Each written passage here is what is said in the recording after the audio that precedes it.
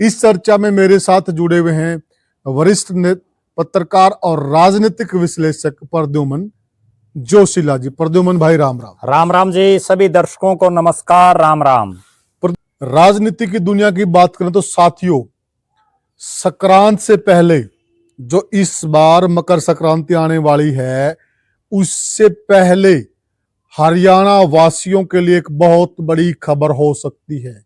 एक बहुत बड़ी खबर हो सकती है हरियाणा बीजेपी के लिए साथियों, क्योंकि राष्ट्रीय अध्यक्ष बनाया जाना है बीजेपी का, और उसमें जो नाम चल रहे हैं, बहुत बड़े बड़े नेताओं के नाम चल रहे हैं, और उसमें इस बार यह रिकॉर्ड भी बन सकता, आज तक हरियाणा से कोई बीजेपी का राष्ट्रीय अध्यक्ष नहीं बना है। इस बार यह रिकॉर्ड टूट सकता है और इससे हरियाणा को बहुत बड़ी सौगात मिल सकती। आखिर हरियाणा का वह कौन सा बड़ा नेता है जो राष्ट्रीय अध्यक्ष बन सकता है? इस चर्चा में मेरे साथ जुड़े हुए हैं वरिष्ठ पत्रकार और राजनीतिक विश्लेषक प्रद्युमन जोशीला जी। प्रद्युमन भाई राम राम। राम राम जी, सभी दर्शकों को नमस्कार। राम राम। देखो, पूरे भारत देश की नजरें इस बात पर हैं जी कि देश की सबसे बड़ी पार्टी, जी, जिसको सदस्यों के हिसाब से दुनिया की सबसे बड़ी पार्टी भारतीय जनता पार्टी की कमान अब किसके हाथ में होगी, उस पर पूरे देशवासियों की नजरें हैं, पक्ष की भी विपक्ष की भी जी। लेकिन एक नाम ऐसा भी है जो लगातार प्रदेश की राजनीति कर रहा था जी, लेकिन अभी मोदी जी ने उनको इसी लोकसभा चुनाव के बाद केंद्र में उनको ले आए। उन्होंने अपना बड़े महकमों का उनको मंत्री बनाया और वो शख्स है हरियाणा प्रदेश से आने वाले मनोहर लाल खट्टर जी। मनोहर लाल खट्टर जी भारतीय जनता पार्टी के वर्षों से सिपाही हैं जी। वो आरएसएस से लेकर के और बीजेपी से लेकर के उन्होंने अपना पूरा जीवन, एक बचपन को उनका अगर छोड़ दें तो उसके बाद उन्होंने पूरा जीवन बीजेपी और संघ के लिए अपना समर्पित किया है। यहाँ तक कि उनको अपने परिवारजन, रिश्तेदार, उनसे भी कोई लेना देना नहीं है। सही कहा। वो लगातार पार्टी के लिए कमल के फूल को और आरएसएस को मजबूत करने में लगे रहे जी। मनोहर लाल जी की ये जो चारों शख्स हैं, इनकी इतर बात ये है कि वो हरियाणा के 9.5 साल तक मुख्यमंत्री रहे। बिल्कुल। पहला चुनाव उन्होंने अपने जीवन में लड़ा, उससे पहले उन्होंने कभी मेमरी का भी चुनाव नहीं लड़ा था। हाँ। और पहला चुनाव लड़ते ही वो रोहतक से हैं, वैसे तो निंदाना गांव है उनका, और लेकिन उसके बावजूद उनको जो है करनाल से टिकट दी, और जिस दिन उनको करनाल से टिकट मिली उसी दिन ये तय हो गया था कि अगर बीजेपी की हरियाणा में सत्ता आती है तो मनोहर लाल जी मुख्यमंत्री बनेंगे। वो 9.5 साल मुख्यमंत्री रहे। भले ही 9.5 साल के कार्यकाल में बहुत से आंदोलन हुए, बहुत उनका विरोध भी हुआ राजनीतिक रूप से भी, लेकिन उसके बावजूद कोई दाग धब्बा जो एक मुख्यमंत्री रहते हुए कहीं कोई भ्रष्टाचार का, कहीं कोई इस तरह का उस लाइमलाइट में वो कभी नहीं आए। जी बिल्कुल, बहुत साफ सुथरा कार्यकाल रहा। हो सकता है बहुत लोग उनसे नाराज हों राजनीतिक रूप से, लेकिन उसके बावजूद उनका कार्यकाल कई कामों के लिए बड़ा यादगार रहेगा। और उन्होंने जो योजनाएं शुरू की उसका अनुसरण देश की और सरकारों ने भी किया। देश में जो अलग अलग राज्य हैं उन्होंने उनका अनुसरण किया। हाँ, कितनी बड़ी बात। बिल्कुल सही कहा। उनका नाम राष्ट्रीय अध्यक्ष के लिए बड़ा मजबूती से चल रहा है। वो भारतीय जनता पार्टी में एक अंत्योदय प्रकोष्ठ है जिसका बहुत कम लोगों को पता हुआ जी। एक अंत्योदय का मतलब है कि अंतिम व्यक्ति तक जो है उसका उठाव कैसे किया जाए जी। उस हरियाणा के मुख्यमंत्री बनने से पहले की मैं बात बता रहा हूँ। अच्छा। उससे पहले वो अंत्योदय के राष्ट्रीय अध्यक्ष थे। अच्छा। जिसका बहुत कम लोगों को, रेयर लोगों को पता हुआ। वो उस अंत्योदय के राष्ट्रीय अध्यक्ष थे पार्टी में। उसके बाद उनको प्रदेश का मुख्यमंत्री बनाया।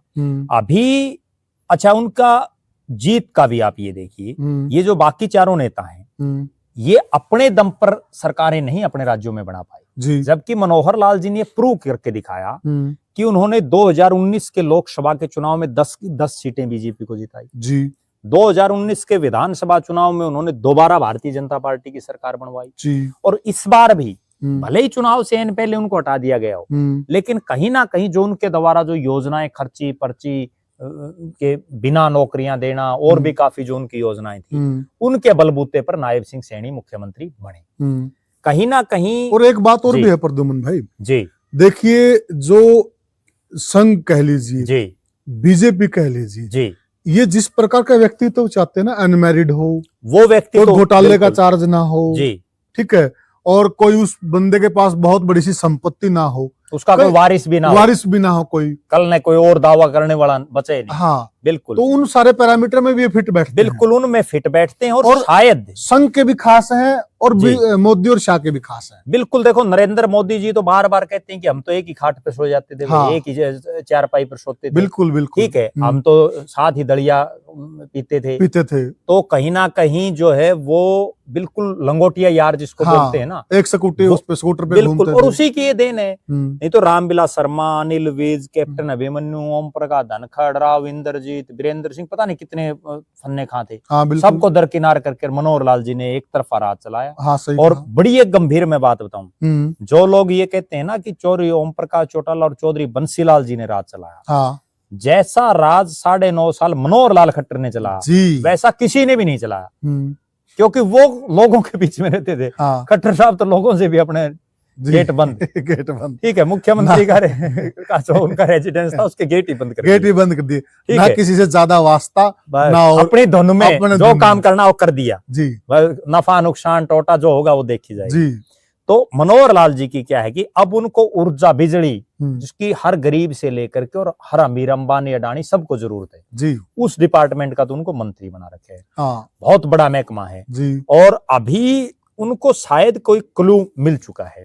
वो पिछले लगभग 1 महीने से, जिस 15 दिसंबर के बाद की मैं बता रहा हूं, लगातार उनसे कई मंत्री, पूर्व मंत्री, एमपीज वो लगातार मिल रहे हैं। कल भी उन्होंने दिल्ली के जो सारे सांसद हैं, हाँ, सातों, अच्छा, बीजेपी के हैं, उनकी मीटिंग ली है। अच्छा। दिल्ली चुनाव में वो पूरा इंटरफेयर उनका है, और कभी उनको हिमाचल भेजा जा रहा है, कभी उत्तर प्रदेश भेजा जा रहा है, कभी कहीं भेजा जा रहा है, और पूरे दिल्ली में पंजाबी वोट भी बहुत ज्यादा है। बिल्कुल बिल्कुल, और वो पूरे उन्होंने अपनी फील्डिंग लगा दी है। मनोहर लाल जी ने वहां जो उनके खासम खास लोग थे ना हरियाणा से, उनकी वहां ड्यूटियां भी लगा दी हैं, और पूरी फील्डिंग। हरियाणा की एक बड़ी नेत्री हैं जिनको शायद, मुझे जहां तक लग रहा है, वो राज्यसभा में किरण चौधरी, और मेरे पास जो सूचना है उनको वहां से खट्टर साहब विधानसभा का चुनाव लड़ा सकते हैं, क्योंकि वो पहले वहां से विधायक रही हैं और डिप्टी स्पीकर रही हैं राज्यसभा के होते हुए, क्योंकि राज्यसभा का तो उनका कार्यकाल थोड़ा बचा हुआ है। तो उनको जो है वहां से विधानसभा का चुनाव लड़ाया जा सकता है, उसके लिए तैयारियां शुरू हो चुकी हैं।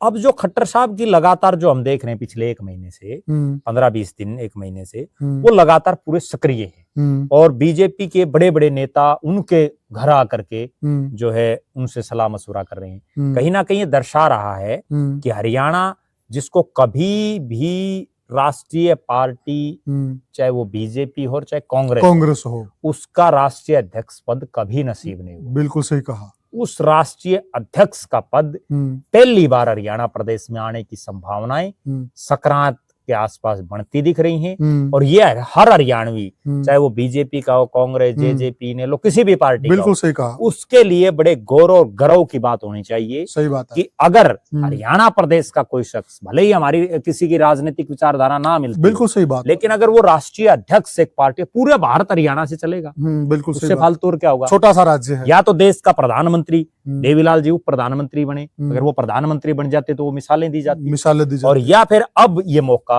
दोबारा से बीजेपी देने जा रही है, जो चर्चाएं हैं, और मनोहर लाल जी हर तरह से सक्षम दिखाई दे रहे हैं, और वो जो है चला भी सकते हैं, क्योंकि उनको और तो कोई काम है नहीं तो बहुत से ऐसे जिनको अपने परिवार से मिलना, अपने बाल बच्चे और जो है रिश्तेदारियों में जाना, वो तो फ्री हैं।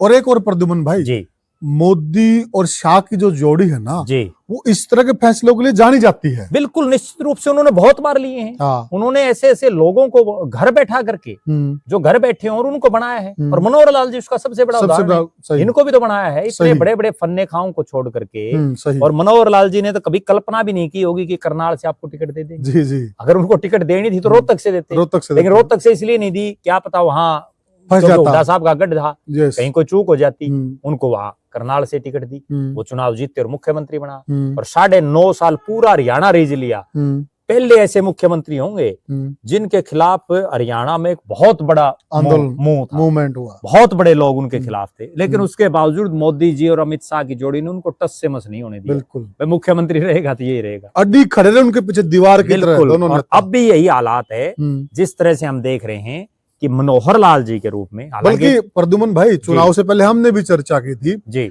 ऐसा माना जा रहा था कि उनको हरियाणा के चुनाव से दूर रखा जाएगा, बिल्कुल, लेकिन सारी कमान उन्हीं के हाथ में थी। सुपर सीएम है आज भी। हाँ। आज भी जितने फैसले वो कर रहे हैं ना, ठीक है, नायब सिंह सैनी प्रदेश के मुख्यमंत्री हैं जी, लेकिन कहीं ना कहीं चाहे टिकट वितरण हो या और कोई भी हो, उसमें मनोहर लाल जी की ही मेन भूमिका है। यस आज देखो, मंत्री प्रदेश से 2 और भी हैं केंद्र में। जी, राव इंद्रजीत जो है लगातार एमपी है जी, और 7 बार के सांसद हैं जी, और यादव बेल्ट और उससे आते यादव हैं। बेल्ट है। हाँ। कृष्णपाल गुर्जर लगातार 3 योजनाओं से मंत्री हैं। खट्टर साहब तो पहली बार बने हैं, हाँ, लेकिन सारे एमपीओ की मीटिंग खट्टर साहब ले रहे हैं। खट्टर साहब ले रहे हैं, और सोचने तो वाली है, बात है। मुख्यमंत्री जी भी वहीं बैठते हैं, मतलब, और हर 10-15 दिन में मीटिंग लेते हैं। मीटिंग लेते हैं। मुख्यमंत्री, प्रभारी प्रदेश के अध्यक्ष, सारे एमपी मंत्री, यहाँ तक कि राव इंद्रजीत और कृष्णपाल गुर्जर भी वहीं बैठते हैं। बिल्कुल सही कहा, मंत्री तो वो भी हैं, बिल्कुल सही कहा। मीटिंग। देखो, एक बड़ी गंभीर मैं बात बताऊं, ना तो मनोहर लाल जी राष्ट्रीय अध्यक्ष, ना वो देश के प्रधानमंत्री। फर्क सिर्फ इतना है कि वो कैबिनेट के मंत्री हैं, वो राज्य मंत्री हैं, स्वतंत्र प्रभार। हाँ, मीटिंग तो मोदी जी तो वो बुलाएं या राष्ट्रीय अध्यक्ष बुलाएं या प्रभारी बुलाए तो एक अलग बात है। ठीक है। हाँ, उनके पास तो कोई पद है ही नहीं जी, जी, इस लेवल का, लेकिन वो उस मीटिंग को बुला रहे हैं, उनकी कोठी पर सारे एमपी नतमस्तक हो रहे हैं। तो ये दर्शा रहा है कि आज भी पावरफुल वही हैं। वही है उनको भी पता है, सब एमपीज को, सब जी। मंत्रियों को पता है। जी, और मुझे तो ये भी पता है इस चीज का, और हो सकता है बहुत से लोगों को, कि इस बार जो टिकट वितरण हुआ लोकसभा में, आप देखिए 2 लोगों के लिए मनोहर लाल जी अड़े, दोनों पार्टी में नहीं थे।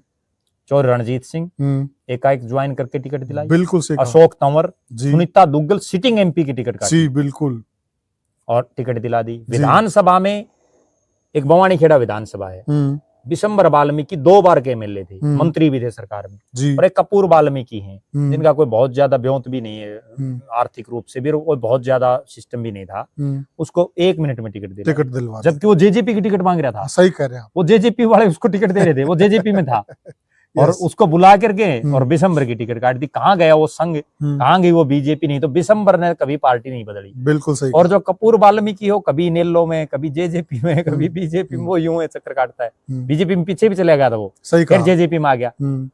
तो दरअसल कहने का अभिप्राय ये है कि मनोहर लाल जी बन सकते हैं, भूपेंद्र यादव बनेंगे, वो भी हरियाणा के हैं, लेकिन इतना है कि वो राजस्थान से राज्यसभा। और एक और देखे ना प्रद्युमन भाई की बहुत बड़ी बात है कि इस बार हरियाणा के 2 नेताओं का राष्ट्रीय अध्यक्ष के लिए नाम चल रहा है। ये सबसे बड़ी बात, आज तक नहीं चला। हाँ बिल्कुल, आज तक ना कांग्रेस में चला, ना बीजेपी में चला। ठीक है, पहली बार ऐसा हो रहा है कि 2-2 और एक भी नहीं, 2-2 नेताओं का नाम राष्ट्रीय अध्यक्ष पद के लिए चलना अपने आप में ये दर्शा रहा है कि हरियाणा में भारतीय जनता पार्टी के नेताओं ने वास्तव में मोदी जी और बीजेपी के शीर्ष नेतृत्व में अपनी पैठ बना ली है। जो किसी देवीलाल की होती थी किसी जमाने में, बिल्कुल, या फिर अब वो दौर अब आया है। देखो, चौधरी देवीलाल की होती थी, चौधरी बंसीलाल और चौधरी भजनलाल का एक कद था, लेकिन वो कभी उस पद तक के नजदीक भी नहीं पहुंच पाए। लेकिन अब लोग तो तभी खुश थे, सुनो, जब रणदीप सिंह सुरजेवाला को जो है मीडिया प्रभारी पूरे देश का लगा, तो इतने खुशी हुई, पूरे भारत का प्रभारी है। Yes yes. तो अब तो अगर राष्ट्रीय अध्यक्ष बन गया तो इसकी तो कांग्रेसी हो, जेजेपी हो, आम आदमी हो, इनेलो हो या कोई भी हो, सबको तारीफ करनी चाहिए और निश्चित रूप से हकदार भी हैं, मेहनत करके गए हैं मनोहर लाल जी, इसमें कोई दो राय नहीं है। इस पद के वास्तव में अगर कोई हकदार है तो वो मनोहर लाल खट्टर जी, क्योंकि 0 से उठ करके और उस हरियाणा में पार्टी को स्थापित करना, जहां हरियाणा में बीजेपी का नाम लेवा ही नहीं था, तो लेने वाला ही नहीं था, पीछे लघु पार्टी होती थी, बिल्कुल, कोई था ही नहीं, सिस्टम था ही नहीं, टिकट मांगने वाले नहीं थे, बिल्कुल। तो साथियों, ये हमने चर्चा की कि हरियाणा प्रदेश में मकर संक्रांति से पहले हरियाणा के लिए बहुत बड़ी खबर आ सकती है। पहली बार ऐसा होने जा रहा है कि किसी राष्ट्रीय पार्टी का, विश्व की सबसे बड़ी पार्टी का राष्ट्रीय अध्यक्ष हरियाणा से बनने जा रहा है, और ये हरियाणा के लिए अपने आप में बहुत ही गौरव की बात है साथियों। तो आप क्या समझते हैं, आप क्या मानते हैं, क्या मनोहर लाल जी या क्या भूपेंद्र यादव जी में से कौन बनेगा हरियाणा से बीजेपी का राष्ट्रीय अध्यक्ष? हमें कमेंट सेक्शन में जरूर बताइएगा, और वीडियो को ज्यादा से ज्यादा शेयर कीजिएगा और चैनल को सब्सक्राइब कीजिएगा फिर मिलेंगे साथियों हम आपसे, तब तक के लिए राम राम राम। राम।